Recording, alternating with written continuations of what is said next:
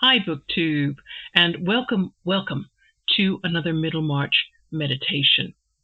Today, we're going to look at pages 83, just to the top of page 87, right? The first full paragraph of page 87. This section, it feels like an aside. Eliot is using writing to pull the reader out of her story flow for a little while, and the narrator, instead of being the teller of the tale, becomes kind of a teacher explaining things.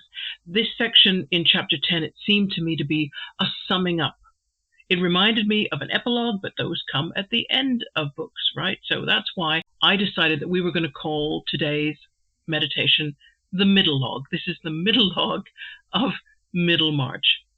You're going to see when I put my first pages up on screen a lot of pretty colors. I've marked up so many words to try and present evidence that the three characters who are talked about in this Middlelogue, Will Ladislaw, Edward Casaubon, and Dorothea Brooke, that they could be said to represent almost different philosophical stances, three different approaches to life. We're going to look at them. They are the romantic, the Enlightenment rational, if you like, and almost a medieval or early modern kind of faith.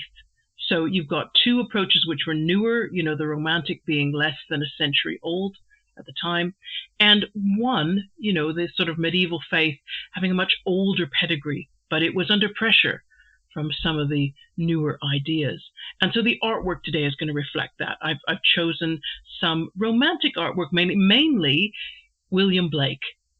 I just happened to look at a couple of his pictures and thought, oh, they're just so evocative. I think they're gonna go with our material today. So that's what you're going to see. This is not Blake, by the way. In fact, I've forgotten to remind myself who the artist was. That is a depiction of Tennyson's poem, The Lady of Shalott. You're going to be shouting the artist at me. If you are shouting the artist at me, I wish I could hear you, because I would say it right now, but I didn't put it in my notes, and if I don't put it in my notes, I don't remember it. So lesson to me, write better notes. So here we go. Young Ladislaw did not pay that visit to which Mr. Brooke had invited him, and only 6 days afterwards, Mr. Casaubon mentioned that his young relative had started for the continent, seeming by this cold vagueness to waive inquiry. Indeed, Will had declined to fix any more precise destination than the entire area of Europe. Genius, he held, is necessarily intolerant of fetters. On the one hand, it must have the utmost play for its spontaneity. On the other, it may confidently await those messages from the universe which summon it to its peculiar work, only placing itself in an attitude of receptivity towards all sublime chances. Well, this is a paragraph just packed full of clue words. To me, Eliot's making it very clear that she is associating Will Ladislaw with the romantic, the early 19th century romantic in Europe, and also with empiricism. I'm not going to just throw that word out and not define it, okay? In case anybody's going, oh, this is going to get vocabulary heavy, I didn't bring a dictionary. No need, absolutely no need. But you can see how his approach is to be open to possibilities, not to tie himself down or make any sort of decisions, and that he's hoping the universe will come along. Whatever he means by that, the universe is going to come along and narrow the scope of what he's doing, provide him with a breakthrough, and lay down the path that he's going to walk.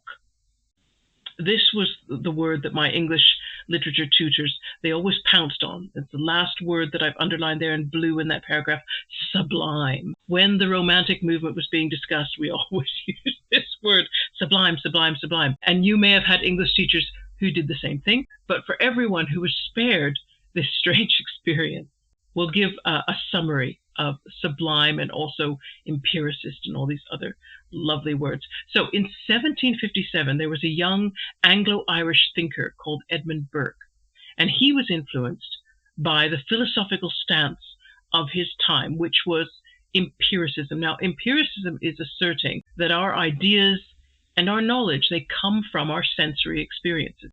And along with our sensory experiences, our emotional or passionate reactions to those experiences. So Burke theorized that the most intense emotions would be the ones that achieved the best insights, and that those emotions were more often caused by pain or stress, that the negative emotions that we had as a reaction to pain or stress or fear, they were stronger than the ones that were caused by pleasure. And so as a result, Burke decided this, and I'm quoting him now: "Whatever is fitted in any sort to excite the ideas of pain and danger, that is to say, whatever is in any sort terrible, or is conversant about terrible objects, or operates in a manner analogous to terror, is a source of the sublime. That is, it is productive of the strongest emotion which the mind is capable of feeling." So the sublime was this highest emotional state. It's a combination of being awed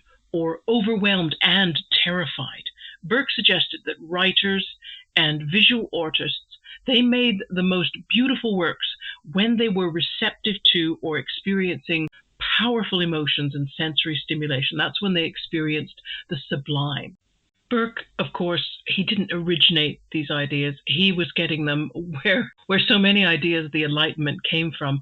They came from classical Greece. In particular, his ideas came from a classical Greek thinker called Longinus. And I hope you don't mind if we rabbit hole for a little bit and we quote Longinus. I'm actually quoting a journal writer who is quoting Longinus. So I'm going to use his quote, and then you'll see where Longinus himself comes in. He says, "Longinus asks how such inspiration, that is from the sublime emotional experience, how is it best employed?" Then he goes on to say that Longinus asserts that great writing is more than skillful rhetoric and well-ordered sophistry. Sublimity itself, he says, must, quote, "flash forth at the right moment, scattering everything before it like a thunderbolt."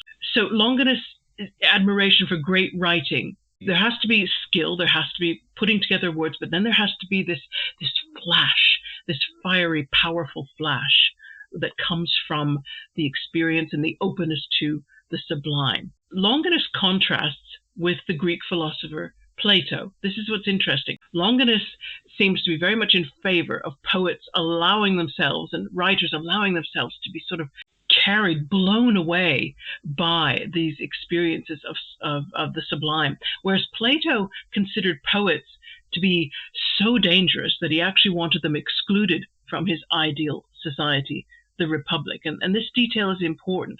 So you've got on the one hand Longinus defending inspiration, a sudden experience like a thunderbolt, defending human emotion as a way to let in something from a higher source. And on the other hand, you have Plato, who considered poetic inspiration a kind of dangerous madness. The European Enlightenment had looked to Plato, to his idea that reason could take anybody to the truth, to some comprehensible ideals which you could use to, once you understood them, you could achieve perfection in everything. Now, Ladislaw, as the narrator is describing him, seems to represent a man who's aspiring to the way of Longinus and Burke and the 19th century romantics. And notice that I said he's aspiring. We'll go back to the text now. The attitudes of receptivity are various, and Will had sincerely tried many of them. He was not excessively fond of wine, but he had several times taken too much, simply as an experiment in that form of ecstasy. He had fasted till he was faint, and then supped on lobster. He had made himself ill with doses of opium. Nothing greatly original had resulted from these measures, and the effects of the opium had convinced him that there was an entire dissimilarity between his constitution and De Quincey's. The superadded circumstance which would evolve the genius had not yet come. The universe had not yet beckoned. So here we are. We talk about aspiring. Where had all Ladislaw's attempts to achieve a higher understanding, a moment of sublimity, got him? Nowhere. nowhere. And we'll just pause to talk about De Quincey. He mentions De Quincey, Thomas De Quincey, who was famous for his 1821 work, Confessions of an English Opium Eater, which some critics say was really just an exercise in justifying his addiction. But you've got to temper that with some understanding. Very little was understood about addiction before the mid-20th century. It was viewed as something that could be overcome by willpower, and so only weak men succumbed to it. No one understood how the human brain was affected by chemicals. And the narrator doesn't tell us how often Ladislaw used opium, but suggests that the effect was nothing dramatic, and is even suggesting that the drug could have different effects on different people. So I think that just shows there was a general ignorance about how narcotic drugs worked, just how addictive they could be. They were still very exotic substances. They were not used by a large number of people. Only a very small number of people had ever used them. So the understanding of the effects, the understanding of addiction, it just wasn't there. And so you won't see it reflected here in Eliot's text. In case you're wondering, well, I don't know, I think he would have noticed the effects of opium. I think he would have too. I don't think Eliot was speaking from any personal experience there. I may be wrong, but I don't think she was. From here until the bottom of the page, you could say that Eliot is beginning to make fun of Will Ladislaw when she starts by saying, even Caesar's fortune at one time was but a grand presentiment. We know what a masquerade all development is, and what effective shapes may be disguised in helpless embryos. In fact, the world is full of hopeful analogies and handsome, dubious eggs called possibilities. So she's beginning to make fun of Ladislaw by apologizing for him and apologizing for his situation too much. She's repeatedly sort of saying, well, look, it's too early to know what things are. Imagine what embryo and an egg. How can you even imagine what that could turn out to be? And she's going on and on about the world is full of hopeful analogies and handsome, dubious eggs called possibilities. She's just kind of over-egging the pudding. If we're going to talk about eggs, she's over-egging the pudding here a little bit. And so by trying to say the opposite, by trying to apologize so much for the fact that Ladislaw has not achieved this great romantic ideal experience, she is in fact making fun of the whole business of searching for the great sublime romantic experience. And we can see this if we carry on down. It says, Will saw clearly enough through the pitiable instances of long incubation producing no chick. So we're still in the egg metaphor here. Long incubation producing no chick. And but for gratitude would have laughed at Casaubon, whose plodding application, rows of notebooks, and small taper of learned theory exploring the tossed ruins of the world seemed to enforce a moral entirely encouraging to Will's generous reliance on, and we'll turn the page in a moment. But basically, Will can see clearly that Casaubon's work, Casaubon's little egg, has turned out to be nothing. We all look at Casaubon's work and wonder, what on earth is that going to do? Is he ever going to get there? We're all doubtful. But I think what's interesting is that Will is so confident that his life is going to be different. He is not going to get to Casaubon's age and look back and think, what have I put all that energy into? Really, what have I really, really achieved? It's clear to him that Casaubon's work has got absolutely nowhere. But for himself, and I think Eliot's hinting here, that Will ought to be careful. It's all very well to scoff at somebody older and go, well, you've just wasted your life. I thought it's very, very easy to think you're going in a useful direction and end up wasting a lot of time and energy. So Will Ladislaw, he might not turn out to be the great... I use this. This is actually a picture of I can't remember who it is in hell being tortured. And so all those little zigzaggy lines are actually pain. But in a way, there is something, there's almost a comparison between that Longinus idea of inspiration where things hit you like a thunderbolt and the painful experience of the sublime. And I just think Ladislaw could find himself in a similar situation to Casaubon later in life, where he finds that he never has any inspiration. And that's really no better than Casaubon choosing a particular line of work, and we'll talk about Casaubon's frame of reference in very soon, but he might find that he's not really that much better than Casaubon in the end. And Eliot, all this apologizing she's doing and suggesting, well, it's a little too early to say, and we'll see that on page 84, a little too early to say. That's actually a rhetorical form. We're going to, and I'm going to name it just in case you want to throw the term around to impress people. It's apophasis or paralypsis, which is when you discuss a subject by denying that you're actually discussing it.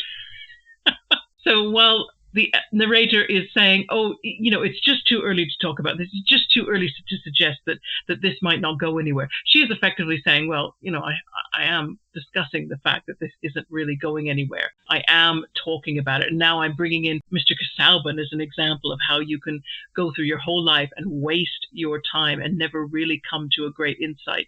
So let's put up page 84 right now, and we'll just see if I can stretch it a little, because I like the text to be readable. So we know that Will was being open to the intentions of the universe with regard to himself. He held that reliance to be a mark of genius. In other words, his total confidence that the universe would come through was in fact evidence of his genius. And then Eliot goes on to say, and certainly it is no mark to the contrary.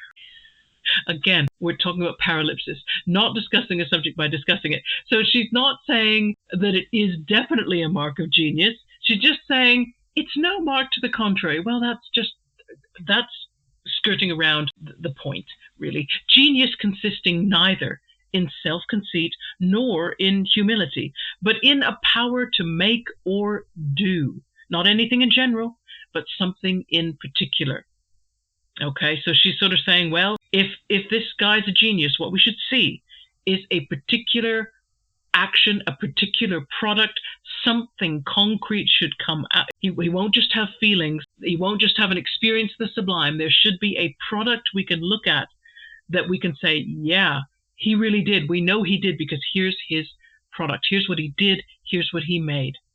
And then she just backs away and says, let him start for the continent then, without our pronouncing on his future, even though we've done an awful lot of pronouncing. The narrator has come very, very close to saying, we're on a fine line here. Nothing's happened for so far, and maybe nothing will, but she hasn't stated that directly. She's used paralypsis. She's talked about it while appearing to deny it's even an issue, without pronouncing on his future. We haven't done that. Oh, yes, we have. Oh, yes, we have. Among all forms of mistake, prophecy is the most gratuitous. But that's exactly what the narrator has indulged in, a bit of gratuitous speculation about Will's future without actually directly saying it by denying that she's even going to talk about it when she's talking about it quite a bit. Let's go on now and look at Edward Casaubon. And we start reading here in the second paragraph. But at present, this caution against a too hasty judgment interests me. Now, I think this is a first. This is the narrator using the first person, which I find quite interesting, and I might talk about it more later. Interests me, that is, I'm the narrator, and I'd like to talk about what interests me. Interests me more in relation to Mr. Casaubon than to his young cousin. If to Dorothea, Mr. Casaubon had been the mere occasion which had set alight the fine inflammable material of her youthful illusions, suggesting that Dorothea's had some kind of sublime experience, or thinks she has, anyway, in just meeting Mr. Casaubon, we'll certainly talk about that later, does it follow that he was fairly represented in the minds of those less impassioned personages who have hitherto delivered their judgments concerning him? I protest, look at the narrator, coming in the first person, I protest against any absolute conclusion, any prejudice derived from Mrs. Cadwallader's contempt for a neighbouring clergyman's alleged greatness of soul, or Sir James Chetham's poor opinion of his rival's legs, for Mr. Brooke's failure to elicit a companion's ideas, or from Celia's criticism of a middle-aged scholar's personal appearance. I am not sure. Again, first, I am not sure that the greatest man of his age, if ever that solitary superlative existed, could escape these unfavourable reflections of himself in various small mirrors. Ooh, that's biting. That's calling Mrs. Cadwallader, Sir James Chetham, Mr. Brooke, and Celia small mirrors. Like, you can't see the big picture, you lot. So I don't know if I should count your criticisms for much. And even Milton, looking for his portrait in a spoon, must submit to have the facial angle of a bumpkin. So before we go much further into this section on Casaubon, let's just talk about his philosophical approach, which we will get to in the next section, but we're going to kind of preface it. He's trying, Casaubon, in contrast with Ladislaw, is trying to be more Platonic and rational. He's trying, unsuccessfully, but he's trying to use reason to narrow down the scope of the universe, right? To search out, identify, and catalogue its aspects. In Casaubon's case, he's focused on the subject of world mythology, but he wants to make all the beliefs of all people fit some kind of categorical framework, the size of which can fit into a few books. And that wasn't unusual for the Enlightenment. If you think about the things that we discovered and we set down and we categorized during the Enlightenment, the division of the animal kingdom into, I'm not going to remember all those biological levels. I learned them in high school: phylum, genus, species doesn't come after that, does it? I used to have to memorize them, right? I used to be able, but I can't anymore. That was discovered in the 18th century. The geological ages of the Earth, the layers, that was discovered in the 18th century and laid down. I'm trying to think what other categories. Periodic table, the first beginnings of that were laid down in the 18th century. There's a gentleman that we're going to mention later on, Thomas Young, who began translating some of the ancient languages. Egyptian hieroglyphics began to be translated at this time. So it was a time you could be forgiven for thinking, with all these things that started to be categorized and catalogued and diagrammed, you could be forgiven for thinking that maybe it was possible to do that with everything in the entire universe. Why not? Who's to say it couldn't? In the 18th century, there was a strong belief that it could.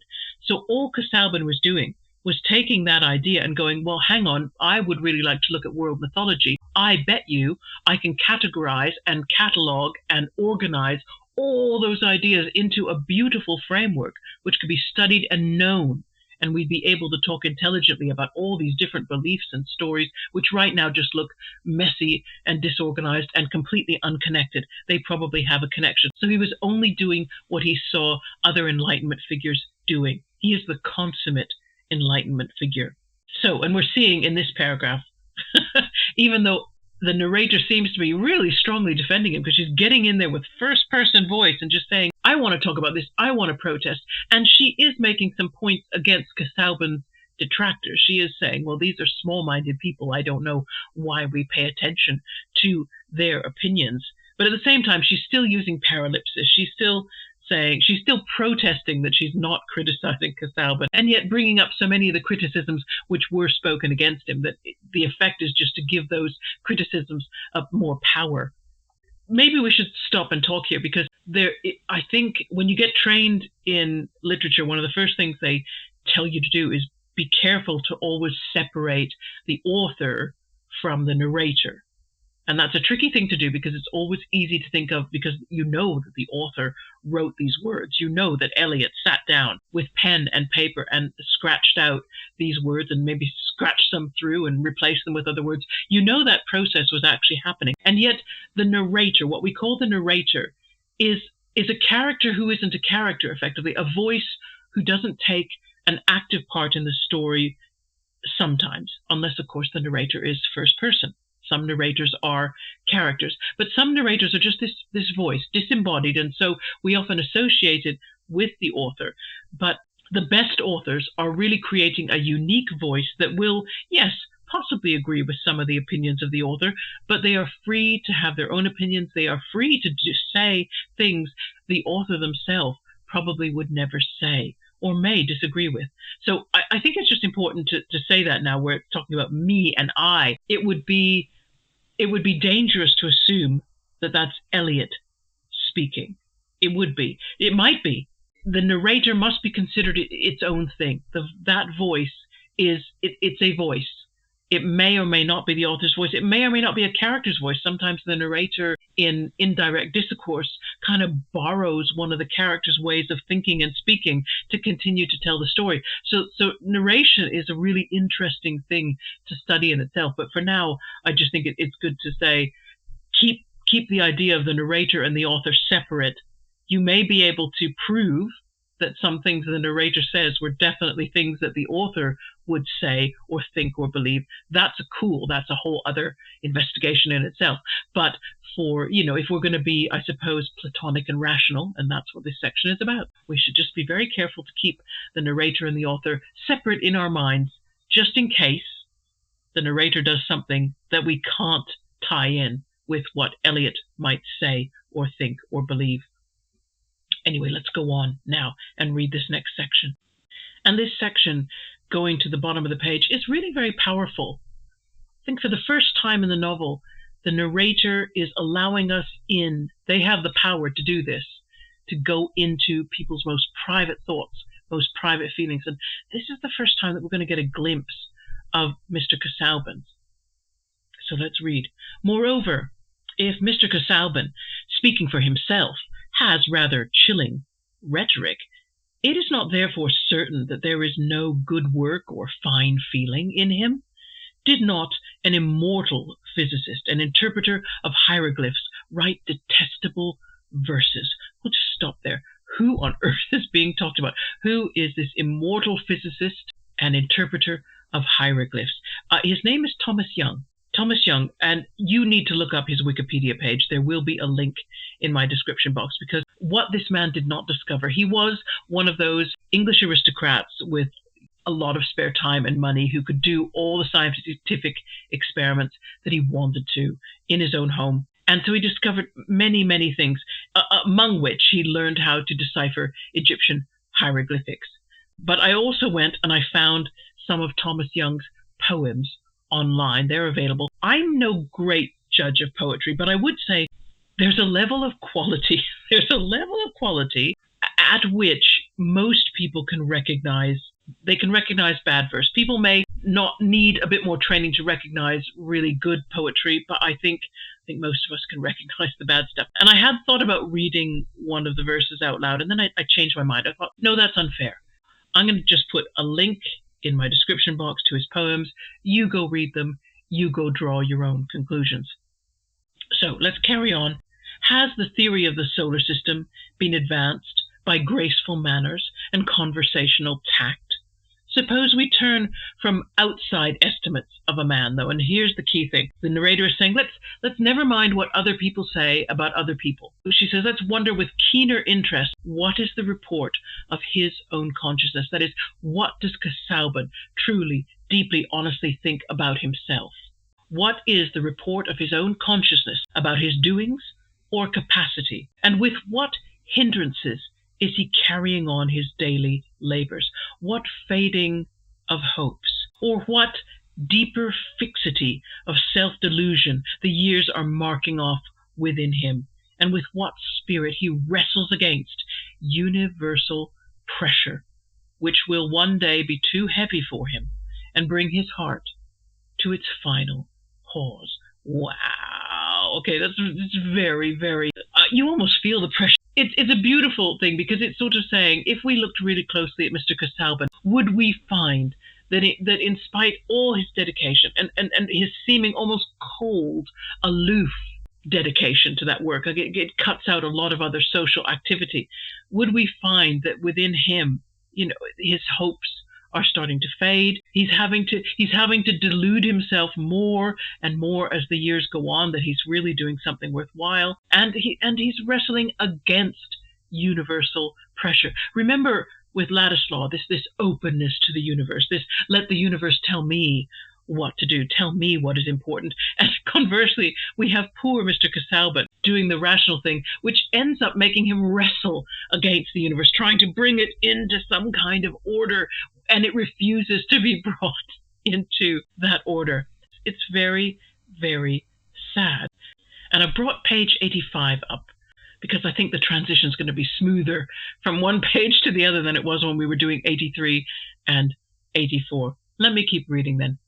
Doubtless his lot, Casaubon's lot. Doubtless his lot is important in his own eyes, and the chief reason that we think he asked too large a place in our consideration must be our want of room for him. Now that's an interesting one. Like we're not making enough room for the real Casaubon, since we refer him to the divine regard with perfect confidence. Nay, it is even held sublime for our neighbor to expect the utmost there, however little he may have got from us. Now let's pause. That's not a sentence that you can just read and go, oh yeah, I got that. It's an interesting concept.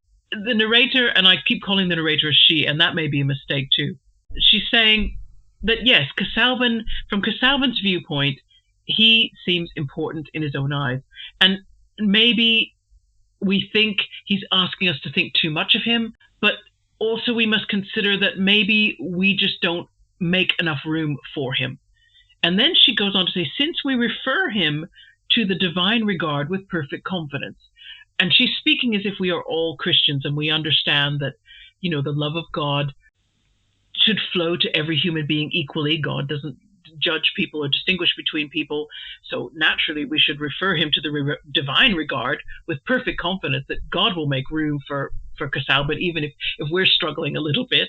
Nay, she said, it is even held sublime. Now, she's using that word. Now, she's taking that romantic word and using it in a very different context. Held sublime, in other words, held to be the ultimate experience for our neighbor. So this is a generally speaking, our neighbor to expect the utmost there. That is the utmost of divine regard.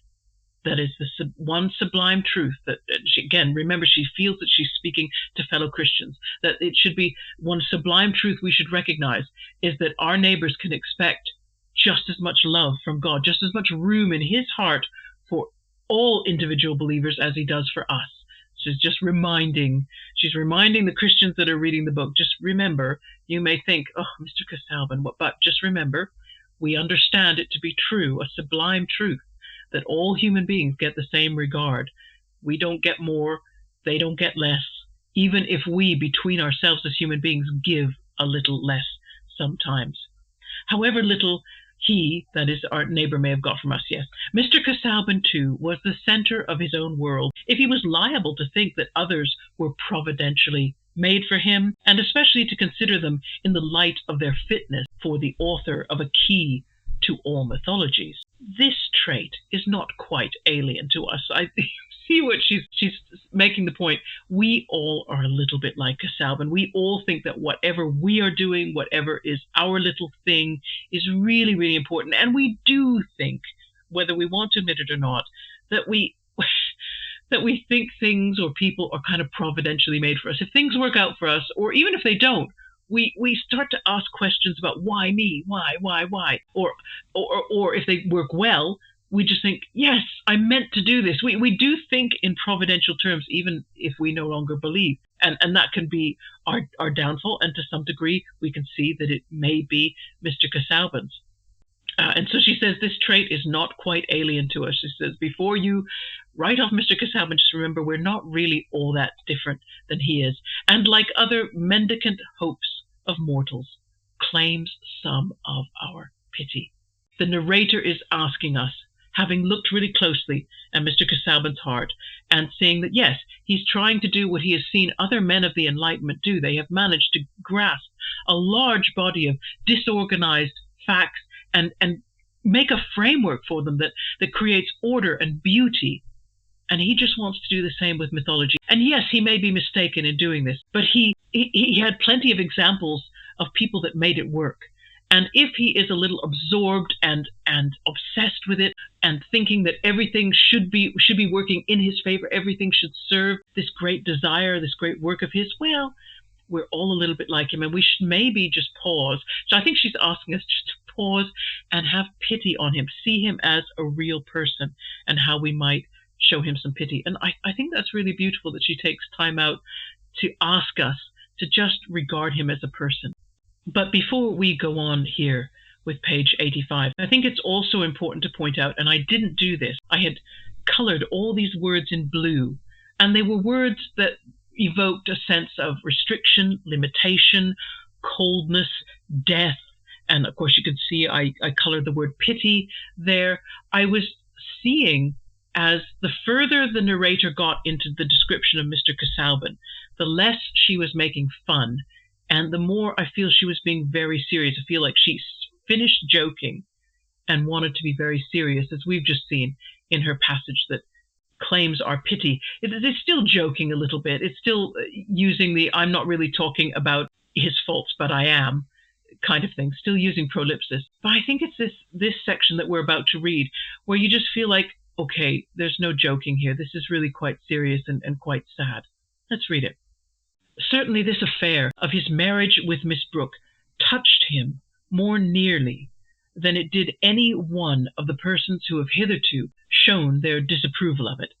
And in the present stage of things, I feel, there we go, the narrator saying again, I feel more tenderly towards his experience of success than towards the disappointment of the amiable Sir James.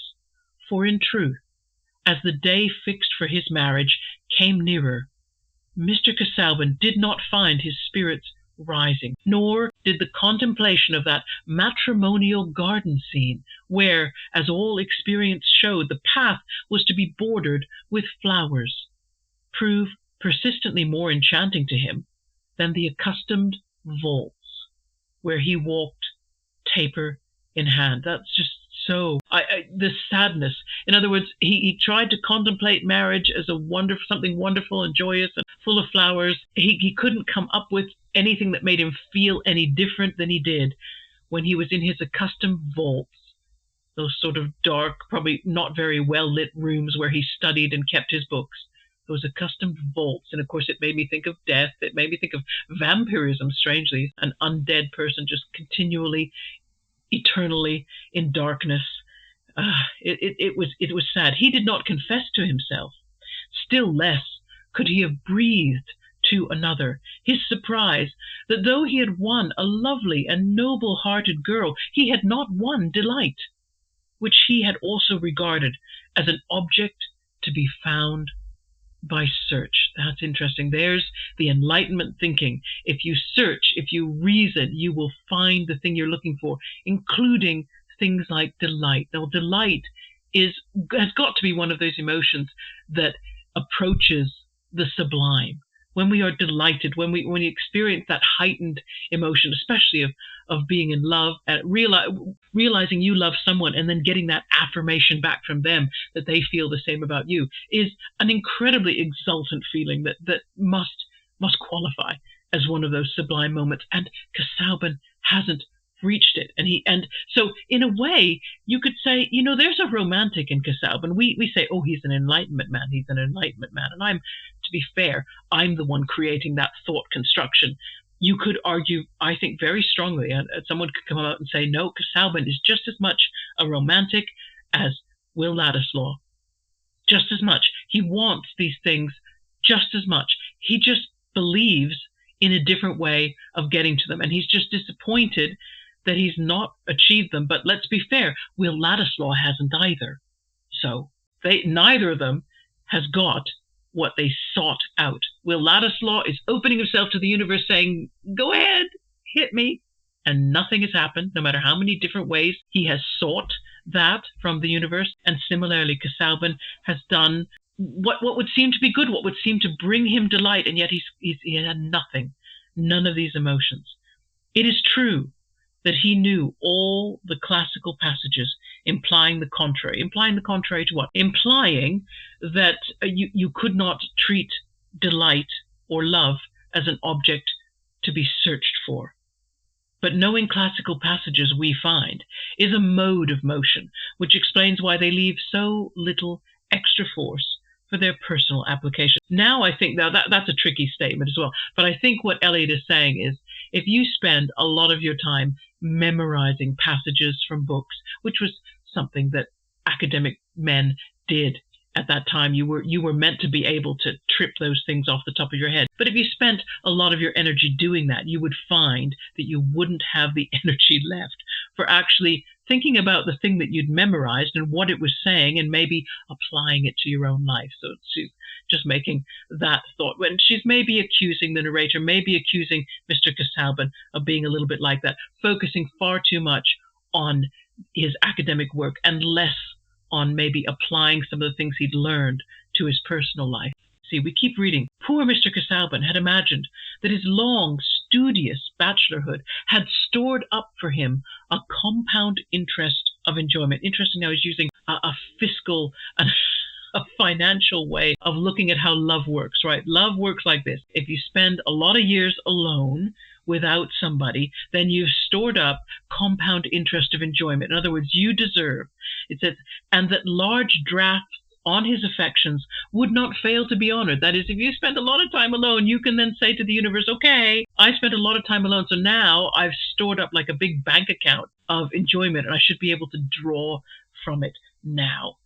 For we, all of us, the narrator says, all of us, and so we've got to learn from this, grave or light, get our thoughts entangled in metaphors and act fatally on the strength of them. Do we not just?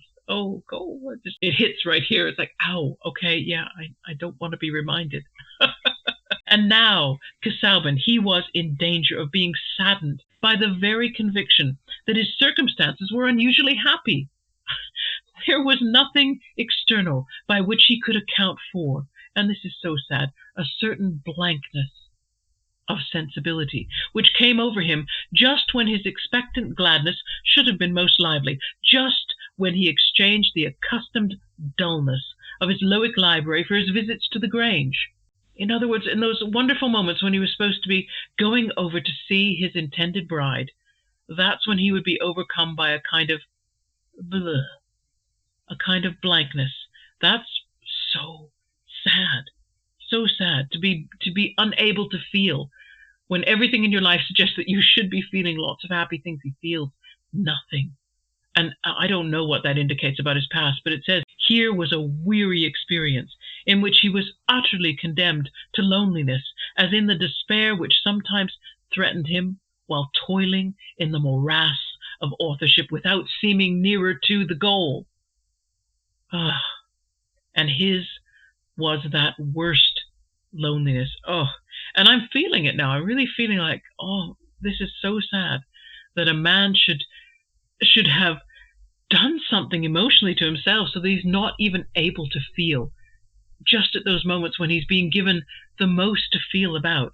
It's very, very sad. We're going to carry on with page 86 now.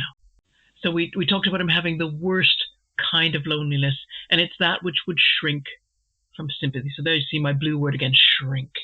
That everything sort of, the chill, the coldness, the deadness, the lack of feeling. From somewhere, Casaubon has lost this connection with feeling. I would love to know this man's childhood, because something has set him up this way. He could not but wish that Dorothea should think him not less happy than the world would expect her successful suitor to be. And in relation to his authorship, he leaned on her young trust and veneration. Well, this is the saddest of all the sad facts that we've learned, is that he has become a little dependent. Maybe this is like a weird addiction. He leaned on her young trust and veneration. It's a recipe for more sadness, though. Dorothea is not going to stay young, and given her intelligence, she will be just as capable of seeing that he's not making any progress with this book, that maybe it's not a book, an idea that he can make progress with. He'd like to draw forth her fresh interest in listening as a means of encouragement to himself. Shame. In talking to her, he presented all his performance and intention with the reflected confidence of the pedagogue. In other words, he could be her superior. He could pose as a teacher, and she was always the student audience. Well, that's not going to last. That's not going to last. And rid himself for the time of that chilling, ideal audience. Now, who would that chilling, ideal audience be? Probably his peers. Probably the very people that he wrote the book expecting that he would be successful and receive their adulation and their praise, but now they are that chilling, ideal audience which crowded his laborious, uncreative hours with the vaporous pressure of Tartarian shades. Oh my goodness. There's almost something Faustian here too, because I can't help but feeling Faust sold his soul to the devil, received all knowledge, all wisdom, all everything. I mean, wealth, power, influence, everything he wanted. But of course, there came a point where he had to pay the price, and he was dragged down into the underworld. And of course, Tartarus is the Greek underworld, and many ideas that we think of as belonging to the Christian concept of hell actually came out of Greek mythology and their conceptions of the underworld, where most people wandered around like shadows. It was a very hopeless, unhappy place. And he's imagining that these ghosts, these people that would have been his admiring audience, they're just going to be a lot of haunting, disapproving faces. They're not going to be like Dorothea, her young veneration, which is still there, but it's going to disappear. It's a horrible, horrible place where we leave, where I underline in red to say that's all we can say about Casaubon. The best he can hope for now is to kind of draw a little bit of Dorothea's veneration for now, and that's just keeping him going. That's just keeping his head above water. If we think of water as like an ocean of despair, that's all that's holding him above the surface, and he knows that, and that's probably why he can't be happy. Who can be happy? He's actually on the point of drowning. He knows that he's coming to an end and achieved nothing. There's no way he can be happy in that situation. Lastly, we come to Dorothea. Of course, we know more about Dorothea than we do Ladislaw and Casaubon. This is going to feel like revisiting some things that have already been said over and over again. For to Dorothea, after that toy box history of the world, I just love that phrase, toy box history of the world, adapted to young ladies, which had made the chief part of her education. Those finishing schools that they sent young ladies to, they were taught some kind of history. It makes me imagine just a container of little facts that you can show people that you have, but only a child would think that those facts constituted much of anything in terms of an understanding of history. And Casaubon really, he's appeased her just by putting a few more objects in her toy box. Mr. Casaubon's talk about his great book was full of new vistas and this sense of revelation, this surprise of a nearer introduction to Stoics and Alexandrians as people who had ideas not totally unlike her own. So I'm sort of saying he's given her a few bits of knowledge which are exciting to her. She's learned more about the Stoics and Alexandrians. She understands some of their ideas. And that's kept in abeyance, where I've underlined in orange there, kept in abeyance for the time, her usual eagerness for a binding theory. So like Casaubon, and in a way like Ladislaw, she's a romantic too. She's waiting for that moment of realization. What should I do with my life? How can I understand enough so that I finally go, aha, here is the great purpose for me. That's what she wants, which could bring, so the binding theory, which could bring her own life and doctrine into strict connection with that amazing past. In other words, she wanted to make sense of her existence with the past and give the remotest sources of knowledge some bearing on her actions. Dorothea she's trying to link up her faith with knowledge of the past. She feels that those should kind of come together and they should make this incredible revelation of how she should order her life day to day. That more complete teaching would come. Oh, she's so confident. Mr. Casaubon would tell her all that, whatever all that is. She was looking forward to higher initiation in ideas as she was looking forward to marriage. She equated the two. This has been said in the book before, and every time it makes us shudder, doesn't it? Because we think there's no way that's what marriage could ever achieve for anybody. And blending her dim conceptions of both. Yeah, she has dim conceptions of many, many, many things. It would be a great mistake to suppose that Dorothea would have cared about any share in Mr. Casaubon's learning as mere accomplishment. For though opinion in the neighbourhood of Freshitt and Tipton had pronounced her clever, that epithet would not have described her to circles in whose more precise vocabulary cleverness implies mere aptitude for knowing and doing, apart from character.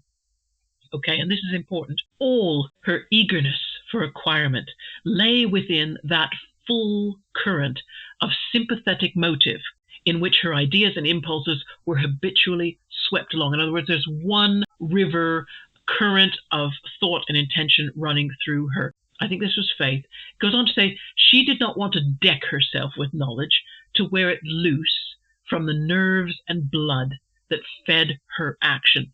And here, Eliot's narrator stops and uses St. Teresa again. She said, and if she had written a book, she must have done it as St. Teresa did, under the command of an authority that constrained her conscience. Now that makes her very different from Casaubon. Casaubon wants to categorize an idea. He wants to fight against the universe to bring something that looks disordered into order. That's not how Dorothy is working. She's working very differently. She, like St. Teresa, she wants the knowledge that tells her, that is the authority that tells her, here's how you must act. What used to come from Scripture. Because pre-Enlightenment, if you wanted to understand how did the world work, you usually consulted the Scripture to see whether it said anything about any subject. You would definitely go there. And certainly in terms of what great action should you take, that is what Dorothea was doing. The current of Dorothea's life is her faith, that God still has supreme authority and he must direct her. He must tell her what he wants her to do. And knowledge was simply her way of getting to God's instruction. And she even says why. She says, but something she yearned for, by which her life might be filled with action at once rational and ardent. And since the time was gone by for guiding visions and spiritual directors, since prayer heightened yearning, but not instruction. What she would wish for, to be honest, is an experience of divine revelation. She would love to be struck down like St. Paul on his way to Damascus and hear a voice. That probably would have suited Dorothea better. But being a 19th century kind of young woman, these things weren't happening. So what do? You pray and you ask, but you show that you want this, but still you get no instruction. What lamp was there but knowledge? That this was the only route to God's direct instruction to her. How should you do your life? Because that's the current along which Dorothea's life runs. What does God want me to do? And then I'm going to do it. I'm going to do it with all the energy that I've got. Probably too much energy, according to other people, but not to Dorothea. And now we'll go to the top of page 87, where we will end with probably the saddest statement by Dorothea. This is still what she believes. She believes that knowledge is the key to finding her way, her instruction about what to do. And as she said, surely learned men kept the only oil. That is, light had to come from knowledge. Men were the ones with the oil, and who more learned than Mr. Casaubon? So there's it, all her hopes for finding the knowledge she needs to carve out some kind of meaningful life, some life that she feels she's getting authoritative instruction from on high about what to do. She's pinning her hopes for getting that all on her marriage to Mr. Casaubon. Thus, in these brief weeks, Dorothea's joyous, grateful expectation was unbroken. Yeah, because she doesn't have anything yet to regret or worry about. And however her lover might occasionally be conscious of flatness, he could never refer it to any slackening of her affectionate interest. The next section we're going to cover when I do our next meditation will show how Dorothea is getting just the first realization that marriage may not provide her with this powerful knowledge that's going to guide her to appropriate action. And then, like Eliot, we'll have to set aside these three characters that we've been so involved with for a while and meet some new ones. I am looking forward to that, though. I do want to understand what's this other structure that's coming along in Middlemarch. I know enough about how Eliot put it together to know that it may once have been two different stories. And I think, okay, I'd like to see how she unites those two and makes it feel like one book, or whether she does. Interesting to see. Oh, thanks for checking out this Middlemarch meditation, everybody. I see the Middlemarch videos getting a lot of new views, and that's really great. I'm very, very grateful. I've got to go and finish a book or two now so that I have something to review. So I'm going to send you guys away to do reading as well, and I hope you're having good luck with whatever titles you've set aside to read this month. See you again in the next episode, okay? Take care. Bye-bye.